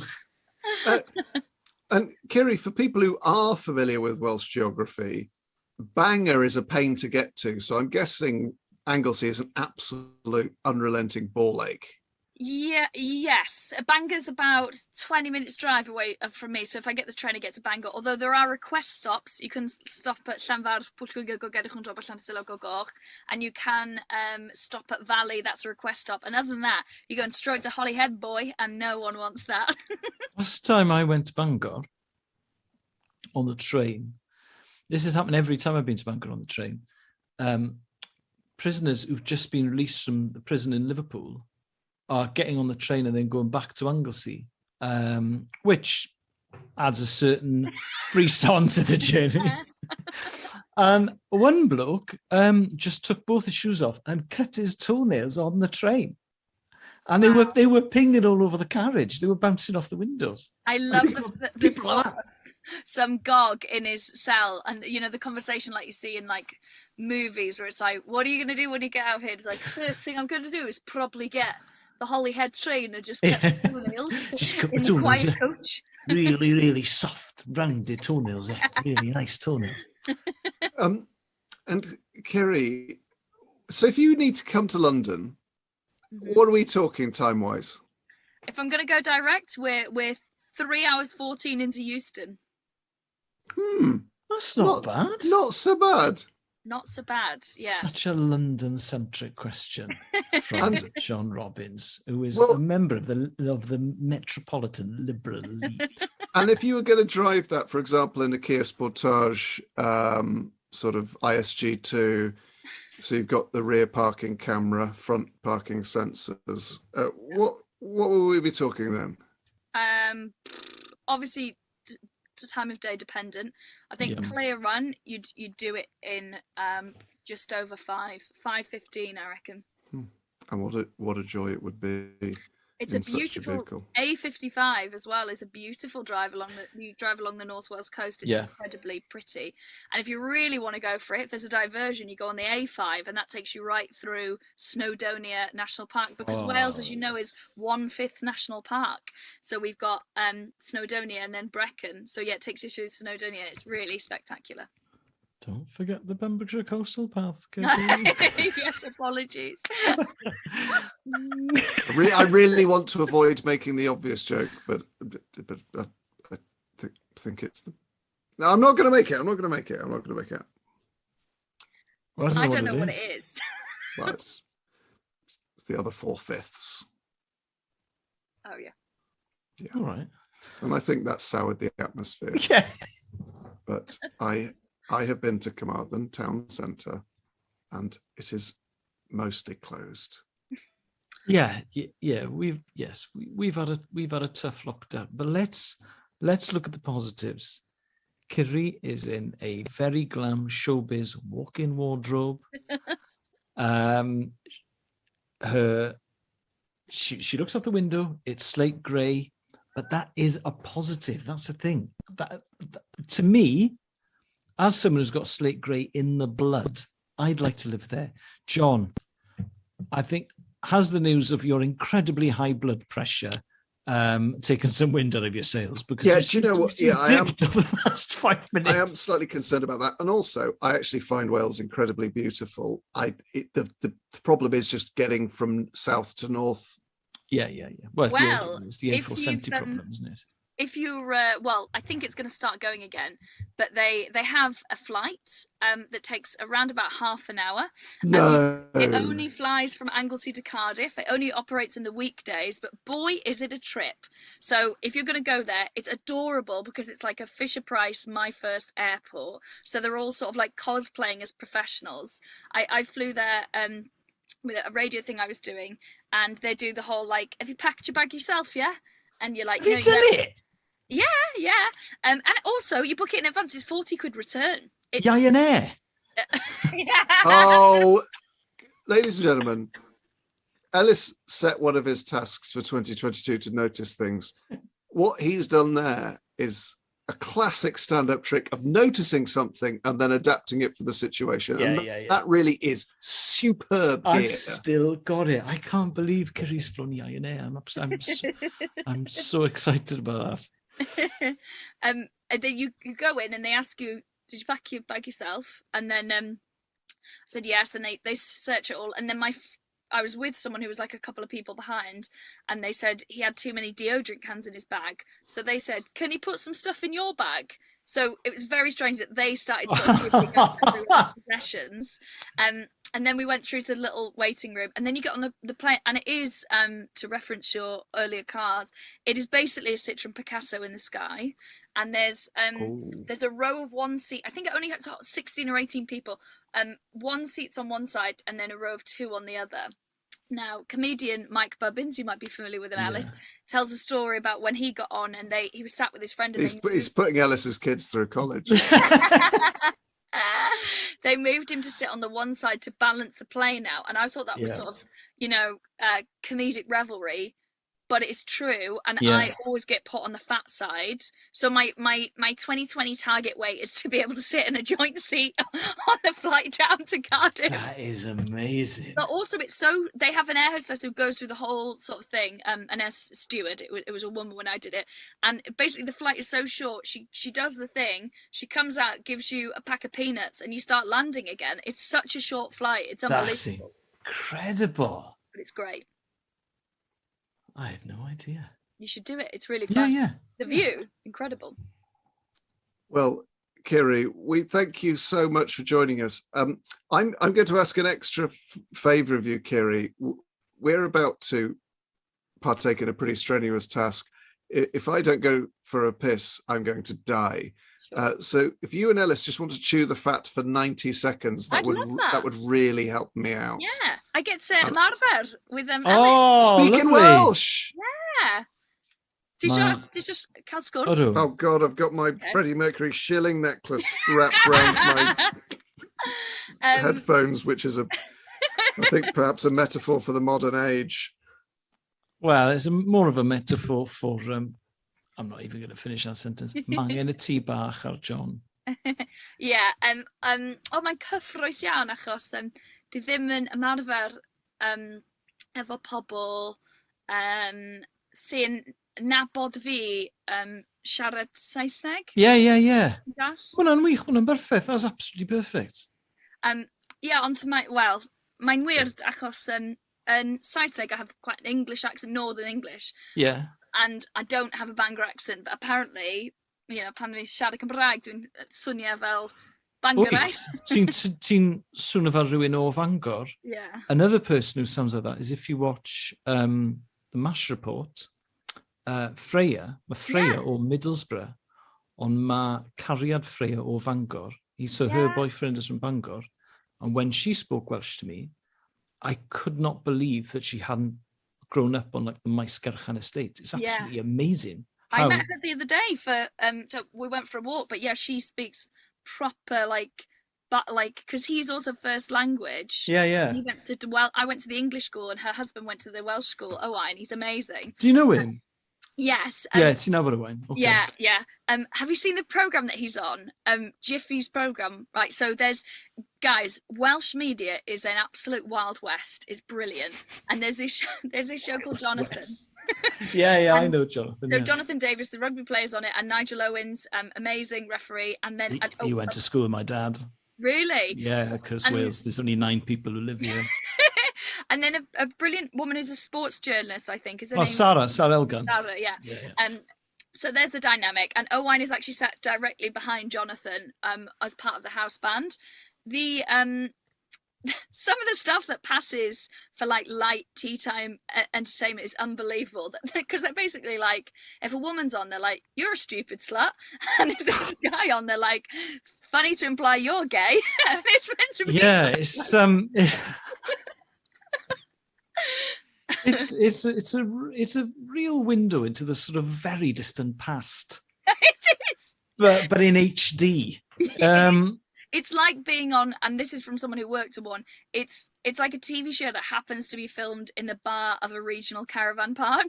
Yes, that is exactly which is what they had written on the pitch document.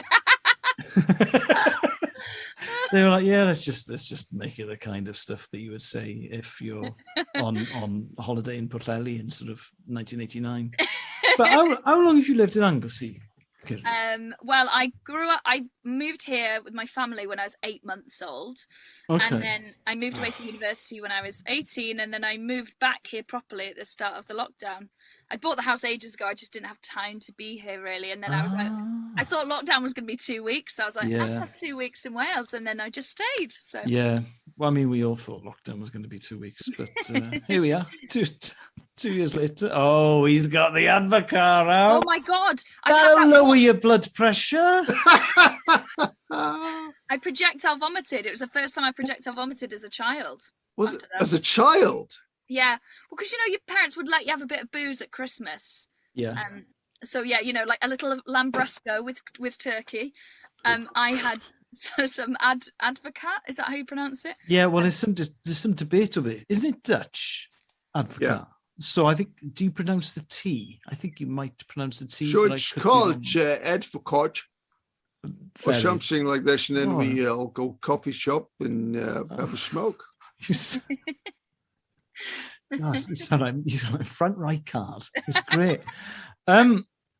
Sorry, so how old were you when you spewed Advocaat, Kiri? I think I was primary school. I definitely wasn't secondary school. Oh, wow. Absolute legend behaviour. Cheers to you. Well, I discovered that I was allergic to alcohol at like 10 because I'm allergic to alcohol, so I have to work quite hard if I want to drink. Oh, tell me, what do you have to do? What's your prep? And how often do you drink? Okay, so I don't drink very often, but when I do, I get cunted. Because if you're going to do it, if you're going to put your body through something it doesn't like, it's got to be worth it. Do you know what I mean? Let's have it right. So actually I didn't drink until for the first time I was drunk was when I was about 20, because I just tried a very strong antihistamine. Like Piriton or something, Yeah, or stronger and than it turns that. out it fixes it. Yeah. So if what happens sometimes is I forget to take them and I'll wash it down with booze, and then I get these weird.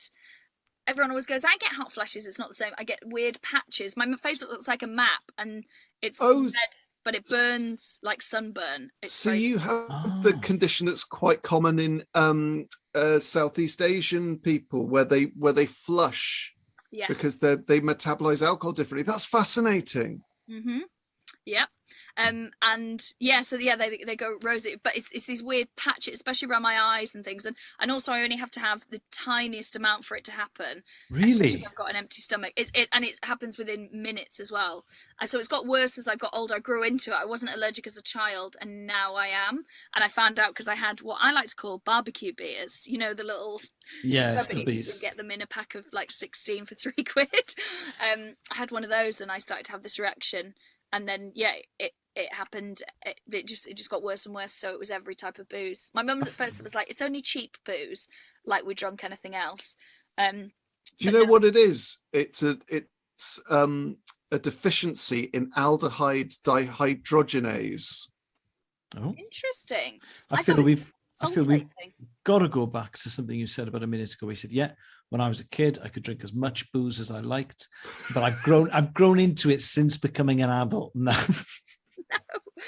No, I mean, I would drink booze because my parents were like, you can always, like if they were having it, you'd be allowed Yeah. a bit.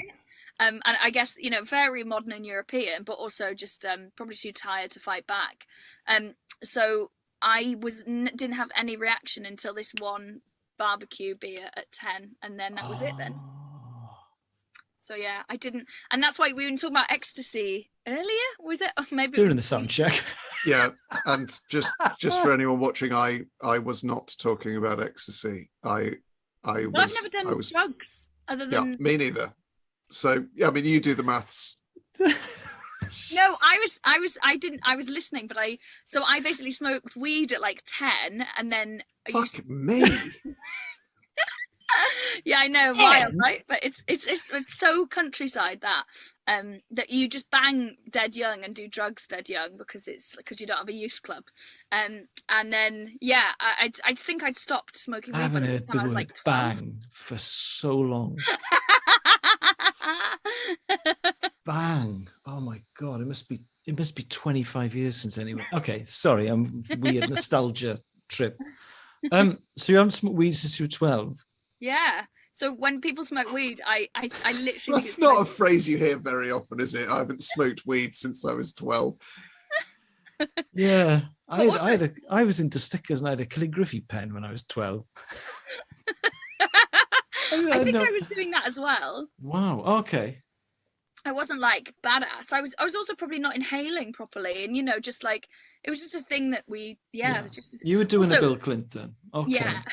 And people were smoking resin back then, so Yes. I don't even know what Yes. modern weed is like. It was all horrible resin. Yeah. Well, it'd be skunk. Sorry, this is turned into like sort of the late review, but yeah, I suppose it'd be skunk now, wouldn't it, or something. I hear Similar. so. I suppose it would be skunk now. Methinks the lady doth protest too much. All right, I blaze. It's where I get all of my great ideas. Just some dank cushy for That's Ellen. why I didn't have 12 tasks, John, because I blazed and I came up with 3 belters and then I had some bloody biscuits, didn't I? Yeah, he had to have an 8th before that Yayan air quip. Yeah. I just ate some Maryland chocolate chip cookies and I bloody chilled out, for God's sake. Well- Blaze. Kiri, thank you so much, not only for joining us, but providing a pretty important lesson to some of the younger viewers watching, which is if you're gonna take weed and alcohol when you're 10, give up when you're 12. Yes. Beat the stats. Beat the stats, because your livers are going to be in great nick. Yeah. Yeah, between that and the booze. My Alcohol Hell by Kiri Pritchard McLean, aged 10 3/4.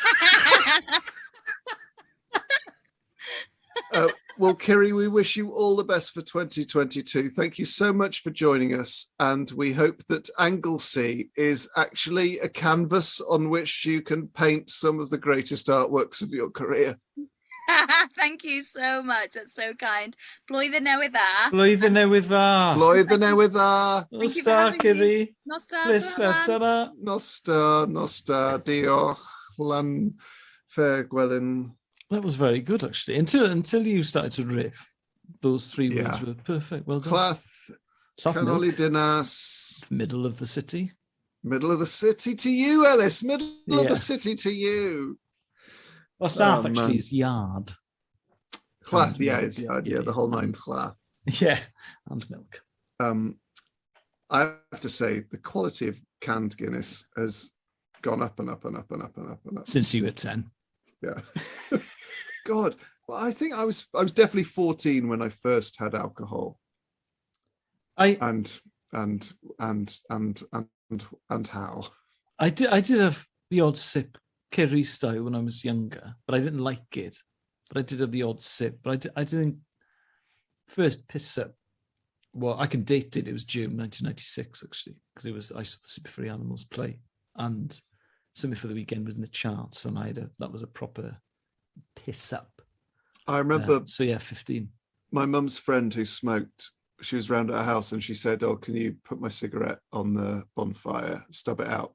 So I took it round the side of the house and I tried to have a go, but I blew through it because I didn't quite understand how it worked. And then when I was 14, I bought a packet of Marlboro Reds from a fag machine in Durham Cathedral.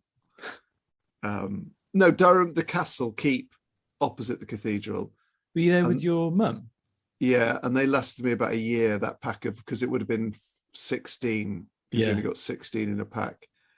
And after that, oh man, well, what a 14 years that was, smoking fags. Oh man. Do you remember when I asked you, I always bring this up. We were in Edinburgh having a drink. We were both quite drunk. It was late at night. And I was never a proper smoker, but if I was pissed, I'd have the odd one. And I quite fancied one because he was smoking. And I said, "Oh, John, would you mind if I have a fag?" And he went, yeah. And then he went into your pocket and he went, "None." It's good humor. I was like, "Oh, right, okay, yeah, fine. Right, I'll buy my own." Oh, Did I give you a fag though? I think you did, but I think you made me sort of work for it. Yeah, I'm like that. I'm hard work. I'm a difficult person to be around. Anyway, folks, we've got one more guest coming round, but it's a very special guest, and it's a very special format in which they're introducing themselves. So, more fitting than perhaps for the previous guests. Who's that at the door?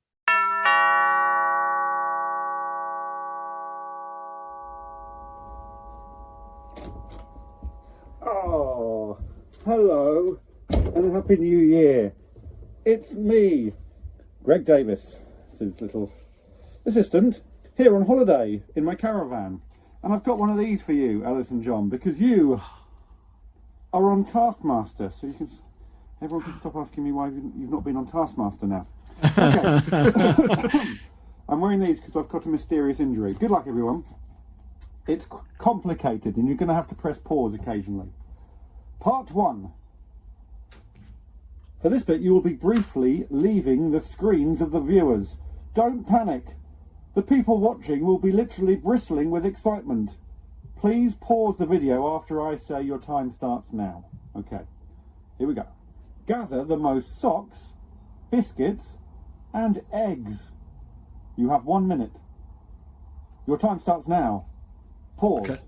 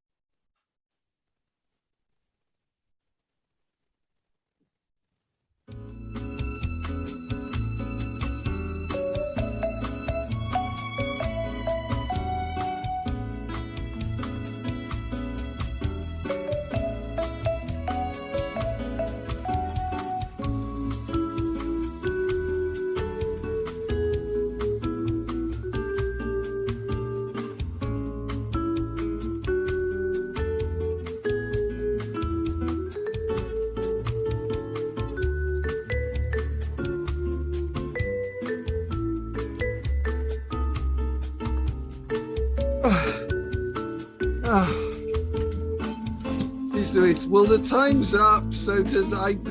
Surely Ellis is disqualified. Surely Ellis is disqualified.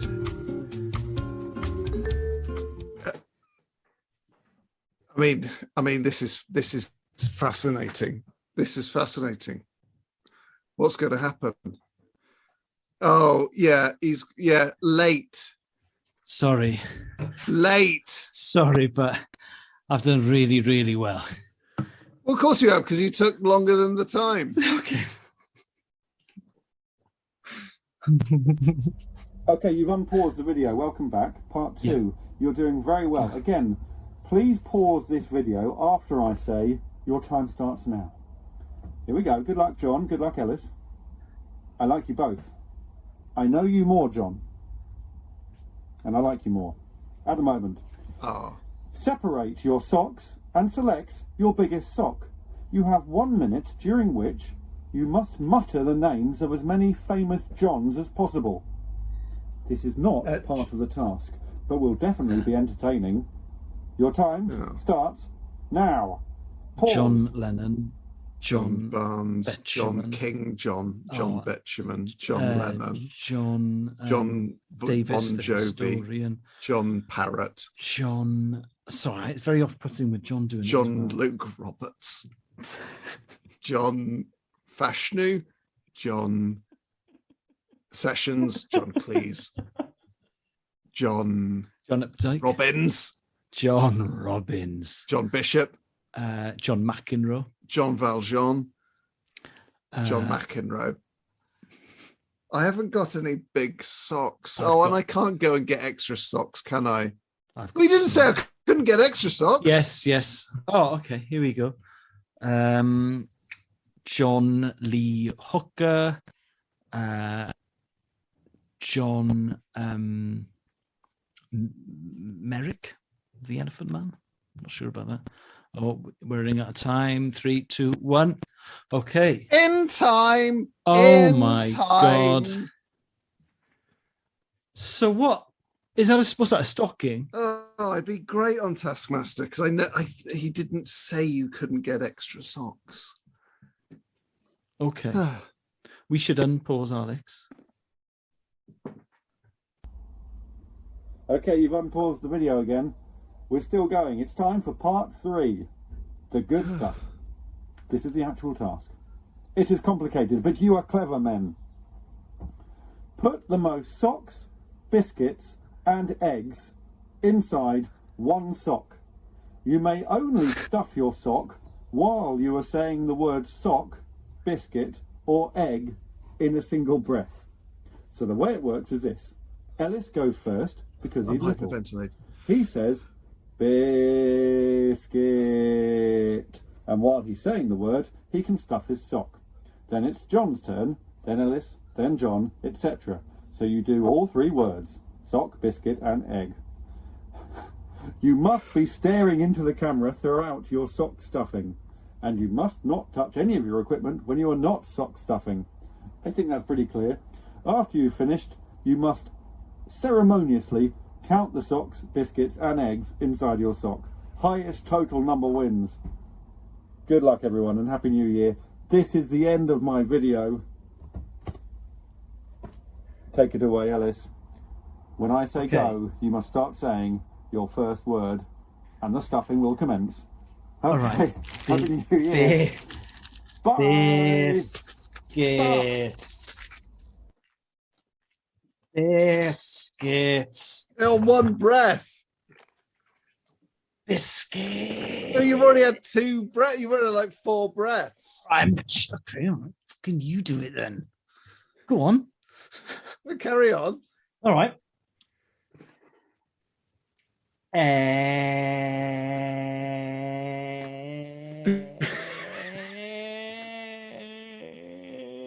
You haven't hyperventilated effectively. God, I wouldn't want to take my pulse now. God. Oh, I've got so many eggs in my socks. All right, here we go. So I've really, really messed up. Because if I put socks in, my eggs will break. It's a tale as old as I time. don't want to break my eggs in my big West Ham socks. Okay,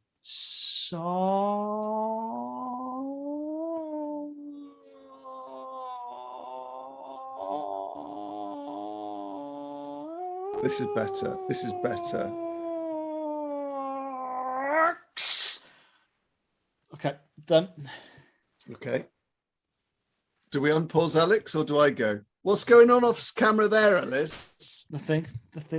You can't keep putting stuff in. Okay. So, Sorry. okay, so it's me going, okay? Are you ready? Yeah. So,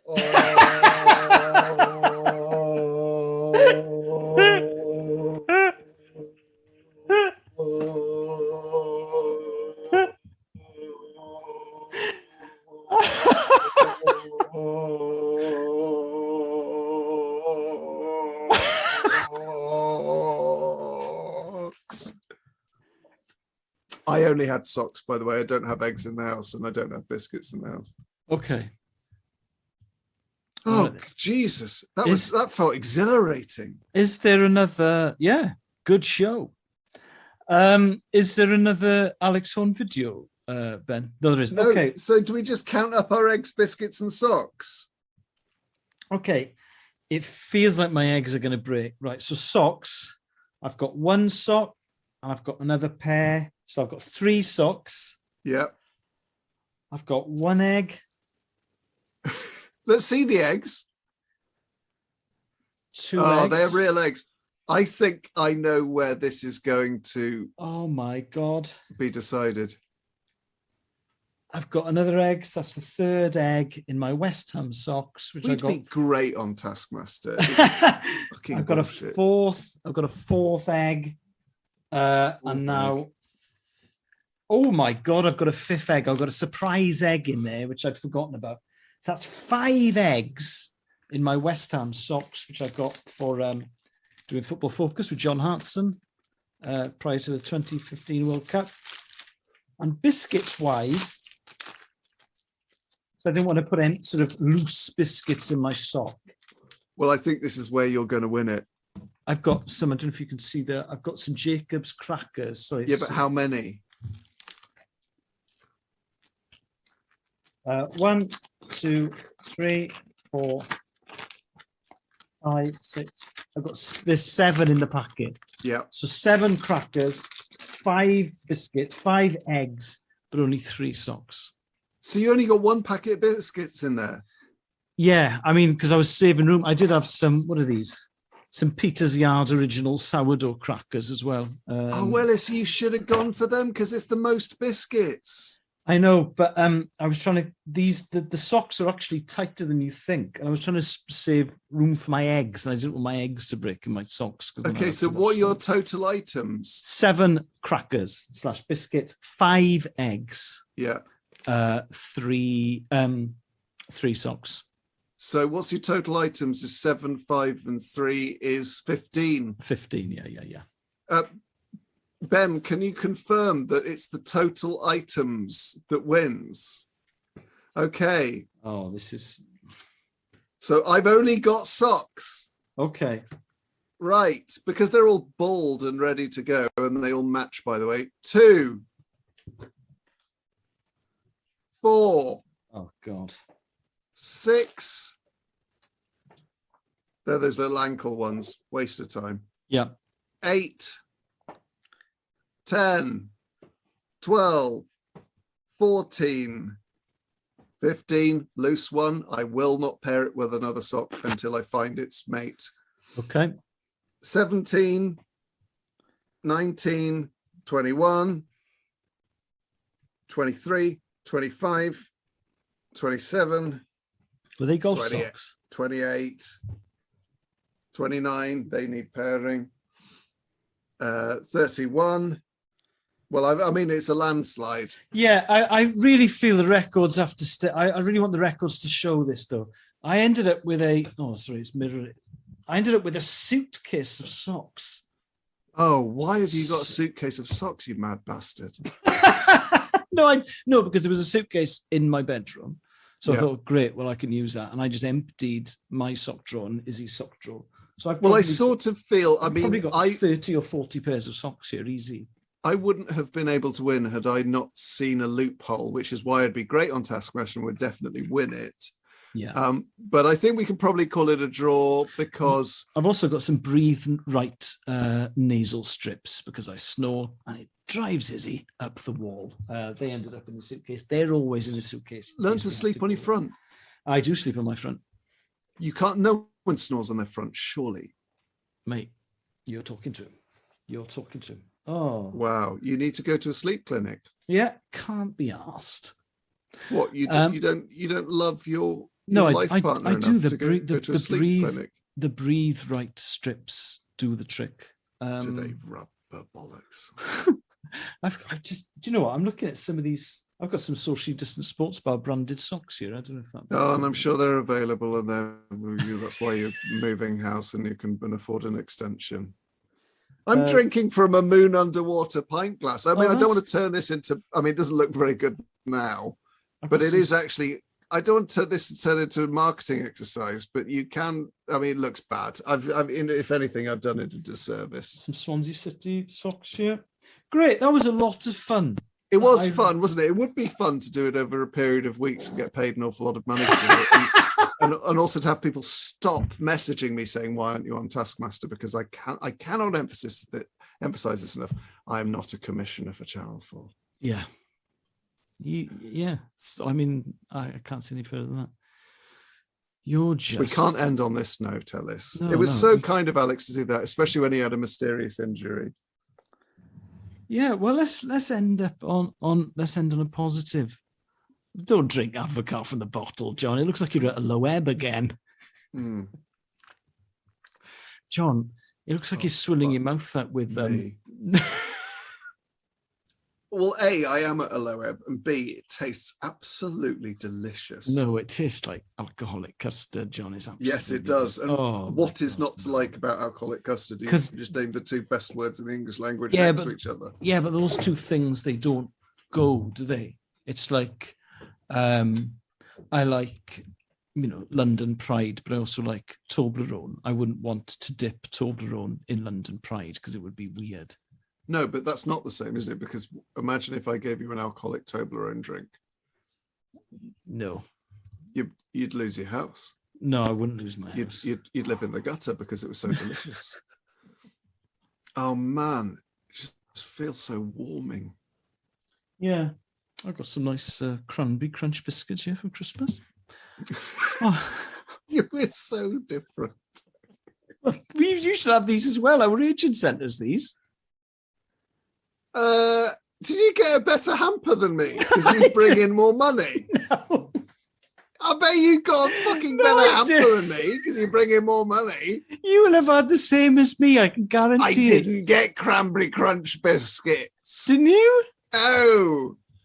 Well, what? Well, maybe it was tailored to our needs. What did you get? Did you get just like 180 cans and some darts? A bottle of Prosecco, a bottle of white wine, a bottle of red wine, bottle of Prosecco, a couple of helplines. Did you not get any mince fudge that tasted mince pie? I don't know. I'm not sure that I did. I think you got the executive hamper from our agents. God. I did get a scent diffuser. Did you get a scent diffuser? No. What's that for? Fuck you. You didn't get a scent diffuser, did you? Because you always talk about how your house smells of onions. No, I didn't get a scent diffuser. I got a scent diffuser. Did you? You got a Glade plug-in from our agent? No, it's not Merry a Glade plug-in. Christmas. It's different colours, and you have to fill it with different scents, so it stops your house smelling of onions. You big goose. That's good. That's good. Oh man, that advocaat's really hit me in the cheeks. I had no idea I got the better hamper because where's the blunders? Yeah, the blunders bought you hamper. that hamper. Oh God, I'll be back on the shit John Robbins hamper. Toby Tarrant's going to be getting such a great hamper next year. Yeah. Oh, God. Toby Tarrant's big Christmas blunders hamper. There'd be, what would be in there? There'd be all sorts of cheese that tastes of truffles. Oh, it'd be delicious. Charcoal biscuits for his inevitable flatus. I once tried taking charcoal tablets. Let me tell you this, it doesn't work. Okay, yeah. The The only people who says it does work are in the pocket of big charcoal. Or our dogs. Because apparently it does work for dogs. Okay. But, now I live alone, I can deflate as often as I care. And Not tomorrow, because I'm coming round. Open a window for crying out loud. Oh, no, of course. I'll pop into the other bit of the same room we're in. Where you keep the beer fridge. The flatus zone. I look forward to seeing you tomorrow, Ellis. Yeah. Because my dear friend Ellis is keeping me company on New Year's Eve because he's a good guy. Yeah, I'm a nice, genuine guy. He's a nice dude. He hasn't booked his taxi yet, which I probably would have done by now, seeing as it's New Year's Eve. Quite a lot of high usage of taxis, but we are all different. And it's not about being right or wrong. It's about managing difference. Yes, absolutely. Which I've singularly failed to do for the past 39 years. But anyway, folks, thank you so much for joining us here on Ellis and John's New Year's Eve. We do hope it has provided some distraction what's the opposite of a distraction? An annoying thing you have to do if you're having a great time. A job, distraction if you're having a difficult time. We wish you all the best for New Year's Eve. Can I just say, there's nothing wrong on New Year's Eve if you are on your own, or even if you're with other people, just going to bed at 10. Yeah. Just going to bed at 10. Doesn't matter. You don't have to be in some kind of big hogmanay. Also, because of the current COVID situation, probably best not to be in some big hogmanay. I'm aware. Is hogmanay a different celebration, Ellis? You're Celtic. No, it's the Scottish New Year, but obviously the guidelines and the rules are different in Scotland. So Hogmanay is not really happening in Scotland. I mean, if you wanted to, you could cross the border into England to celebrate New Year's Eve, but why not just stay at home and watch Hootenanny? Why not just stay? I've never watched Hootenanny, and I never will. Okay. I'm not. It's one of my core principles. I'm not anti Holland. Yeah, you haven't got a telly. I just don't care. Okay. Anyway, folks, thank you so much for joining us on 2021 New Year's Eve, and we do hope 2022 will be, if not the best year of your life, at least marginally better than 2021. Yes, and thank you very much for your New Year's resolutions as well. Yeah, because we loved and read them all. And we didn't read out as many as we had hoped to. Although I've got to say, just because I can see the sheet in front of me, really made me laugh. The New Year's resolution from Lexi, who referred to herself, aka the Japanese Mercedes of ladies, which made me, that really tickled me when I read that earlier on. So thank you very much for your contributions tonight, and obviously to the show as ever. We love your input. We're very, very grateful that you listen. Thank you very much. Goodbye. I love you. I love you too. And I love you all. Bye.